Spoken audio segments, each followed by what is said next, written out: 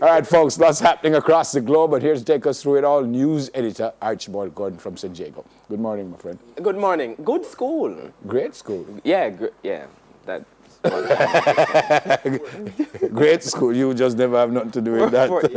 Morning, my friend. Hope you had a great weekend. Where do we start? We start off by talking about Michael Flynn and that investigation in the United States. The Russian Of course, probe. we know, the Russian investigation. Michael Flynn, the former National Security Advisor for U.S. President Donald Trump, saying this week that he would be willing to testify in front of the Senate committee that's investigating whether there was collusion between the Trump campaign and Russia, leading to that interference that we saw in the United States election, willing to testify in front of that Senate committee if he were granted some kind of immunity. And the Senate committee essentially saying no.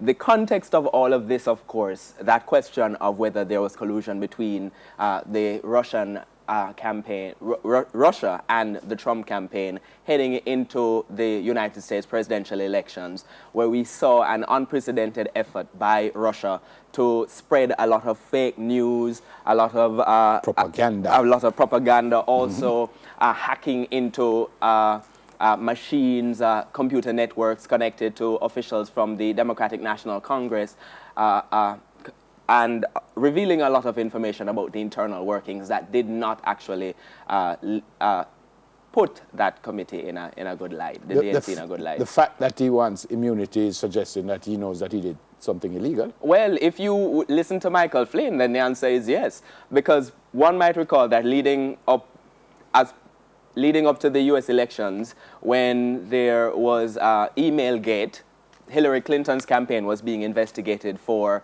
what she did as Secretary of State, and some members of her campaign were granted immunity. Michael Flynn was the one who said, well, you know what happens if you're being granted or you're asking for immunity? It's because you did something guilty. Okay. So quite ironic that Michael Flynn is here at the same time saying that. So they're not granted him. They're not granting him immunity. Does that mean he's not going to speak with them under oath? Well, at this point, it doesn't seem so. But we should point out that there are three different investigations. Okay. This investigation is by the Senate committee, the upper house of their parliament. There's an investigation by the House committee. There is also an investigation by the Federal Bureau of Investigations as well. So a lot is happening in the United States all at once. We move on. I was reading something, and I said there's a coup in Venezuela. There was a headline that suggested something like that. What's going on in Venezuela? Well, a coup of sorts. A very, very bizarre week in Venezuela, but not bizarre in the context of the thing that, in the context of what we have been seeing. Here on screens, the head of the Venezuelan President Nicolas Maduro and the head of the Supreme Court. And the context of this being the fact that just this week, the Supreme Court issued what was an unprecedented, again, that word emerging here in the case of Venezuela, unprecedented ruling saying that, oh, Congress is not doing its work. So you know what? We are going to be the chamber that makes laws. And this, of course, you know, really a stunning development in the context of the fact that in all parliamentary democracies, in all countries where there's a parliament, it is parliament that is the supreme law of the land.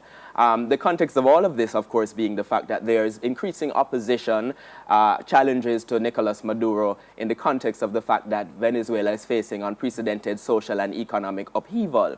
We've seen that as a result of the fact that world oil prices have collapsed since 2014, that Venezuela's economic situation has deteriorated. Their protests on the streets, the opposition, which is in charge of the House of Representatives, the National Assembly they call it, has been gaining increased power, and the court has been trying to restrict that power.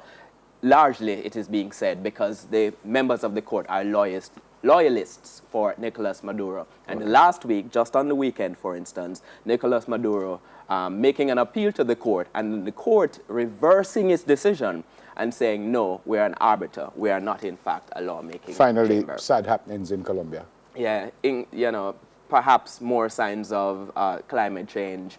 A mudslide? A mudslide caused by heavy rainfall.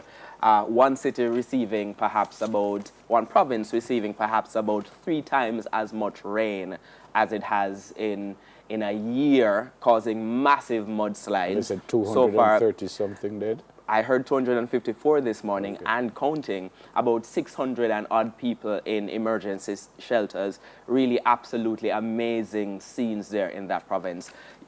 Yesterday, we as well saw the Colombian president going out trying to reassure people that things would be all right. But, you know, just really, really amazing scenes out of that city Bad news. right now. Good to see you, my friend. Have a great week.